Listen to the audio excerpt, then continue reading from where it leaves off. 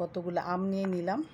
আমগুলি খুব শক্ত শক্ত, কাঁচা আম নিতে হবে, কারণ কাটতে খুব কষ্ট, ভিতরটা শক্ত হতে হবে। এটা এটা আচার বানাবো না, এটাতে মুরব্বা বানাবো। বলতে পারেন এটা আবার কেমন মুরব্বা, এটা রিং মুরব্বা। তাই আমগুলো বটি দিয়ে কাটতে হবে, ছুরি দিয়ে না। ভিতরটা খুবই শক্ত, আর এই আচারটা মুরব্বাটা এই শক্ত আম দিয়ে করতে হয়। তাই আমগুলো কাটে নিতেছি, কারণ এই সিজনে মুরব্বা, আচার এগুলা বানানটা খুব ভালো লাগে, আবার বানাইতেও হয়। আমের সিজন। 2 রকমের আচার আর মুরব্বা রেডি করব। আমটা থেকে টকগুলি চলে গেছে, বারবার পানি বদলানোর পরে এখন হালকা টক আছে, হালকা টকটাই দরকার। এখন চিনি দিয়ে, আমি 1 বাটি চিনি নিছি, 1 বাটি চিনি দিয়ে এটা রেস্টে রাখবো 2 ঘন্টা। 2 ঘন্টা পরে এটা একটু পানি ছেড়ে দিলে আর আমটা গলবে না, শক্ত থাকবে একদম।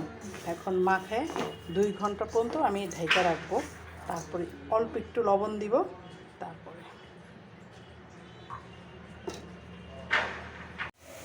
এই কড়াইতে আমি আমগুলি জাল দিব। 2 ঘন্টা পর চলে আসলে আমগুলি নিয়ে। এখন এই চিনিগুলো আদা গলছে, আর এখন থেকে পুরোপুরি গলে নেই। এখন 2 ঘন্টা পরে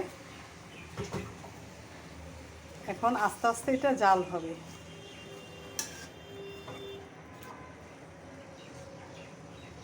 যে চিনিতে যে শিরাটা উঠছে সেই শিরার উপরে আমি জাল দিব মুরব্বাটা, আমি এক্সট্রা কোনো পানি দিব না। এই আচারটা জাল হইতেছে আস্তে আস্তে, এই যে আমগুলো একদম হয়ে আসতেছে। এখন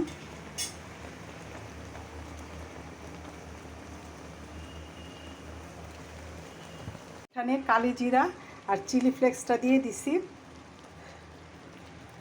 কারণ কালি জিরা না দিলে এই আচারটা টেস্ট আসে না, আর চিলি ফ্লেক্সটা না দিলেও টেস্ট আসবে না।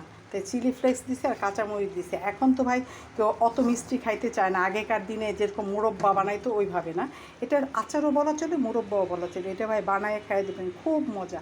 এখন চুলায় থাকতে আস্তে আস্তে হবে, তারপর আপনাদের সাথে আবার পরিবেশন করে দেখাবো কেমন হলো আমার আচারটা।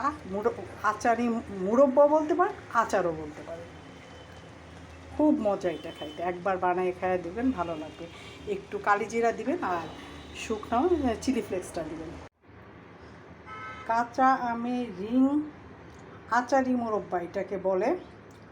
হয়ে গেছে আচারটা, একদম সুন্দর হয়েছে, দেখছেন রিং, একদম রিং রিং, খাইতে খুবই মজা।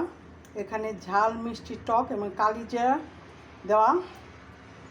এই আচারটা, এটা আচারও বলে মুরব্বাও বলে, কারণ এখন অনেকে কড়া মিষ্টির মুরব্বা খাইতে চায় না, ঝাল, মিষ্টি, টক এই মুরব্বাটাই ভালো লাগে। বানায় খেয়ে দেখবেন, খুব ভালো লাগবে। আমার মুরব্বাটা যদি আচারি মুরব্বাটা যদি ভালো লাগে, লাইক দিবেন, কমেন্টস করবেন, শেয়ার করবেন। ভালো থাকবেন, সাবস্ক্রাইব করবেন। আল্লাহ হাফেজ, আসসালামু আলাইকুম।